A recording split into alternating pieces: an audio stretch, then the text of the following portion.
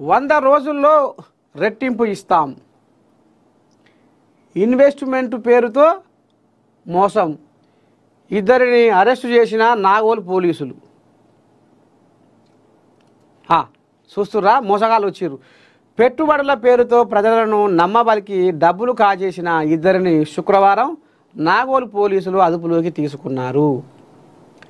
Nagole inspector Mohammed Maqbool Johnny తెలిపిన వివరాలు: ఏపీలోని చిత్తూరు జిల్లా వెంకటగిరి కోటకు చెందిన ఖాన్ రియాజ్ ఉపాధి కోసం హైదరాబాదులోని మణికొండలో టీవీ టెక్నీషియన్గా పనిచేస్తున్నాడు.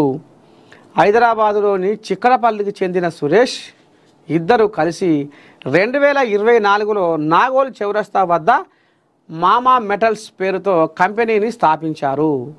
₹1,00,000 పెట్టుబడి పెడితే రోజుకు 2,000 లాభం ఇస్తామని, 100 రోజుల్లో డబ్బు రెట్టింపు అవుతుందని, దుబాయ్ నుంచి బంగారం తెప్పించి తక్కువ ధరలో ఇస్తాం అంటూ ఆకర్షణీయమైన వాగ్దానాలతో అనేక మందిని నమ్మబలికారు.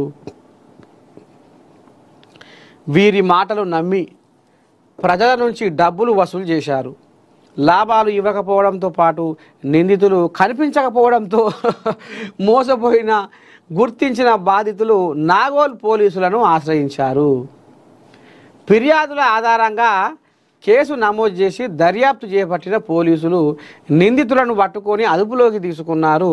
ప్రజల నుంచి దాదాపు ₹1,00,00,000 పెట్టుబడిగా వసూలు చేసి దర్యాప్తులో బయటపడ్డది. అనంతరం నిందితులను అరెస్టు చేసి న్యాయస్థానంలో హాజరుపరచగా న్యాయమూర్తి వారిని రిమాండ్కు తరలించాలని సిఐ మహమ్మద్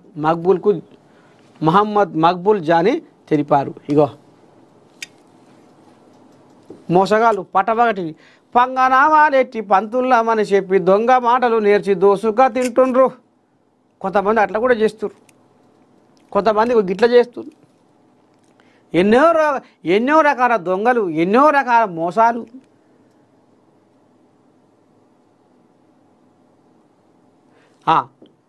ఇక గింత దగులుబాజిగాళ్ళు ఈ రకంగా నమ్మవలికి ఇప్పుడు ఆన్లైన్లలో కూడా ఇదే కథ.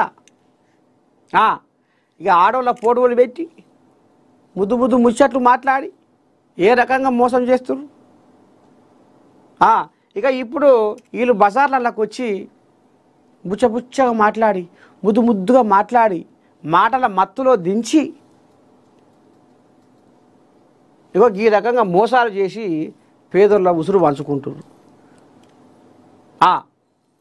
తస్మాత్ జాగ్రత్త. ఇట్లాంటివి తీయగా మాట్లాడేటోళ్ళు మరి ఆయన కడుపులో ఏమైనా కత్తెరలు ఉన్నాయా అని జర ఆరాధీరి, తీస్తే ఏదో ఒక రోజు బయటకు వస్తుంది.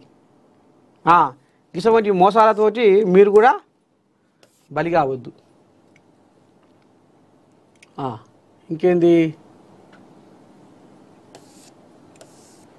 ఇంకేముంది పిల్ల ఆయువన వార్త.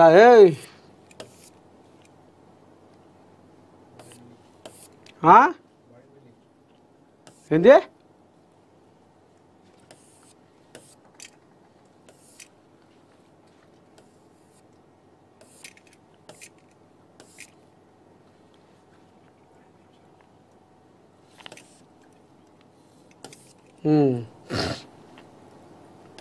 ఇంకేమున్నాయి ఆయువన వార్తలని చూస్తున్నా. ఇలా పోలీసుల పోటీ వచ్చినాయి ఎవరు.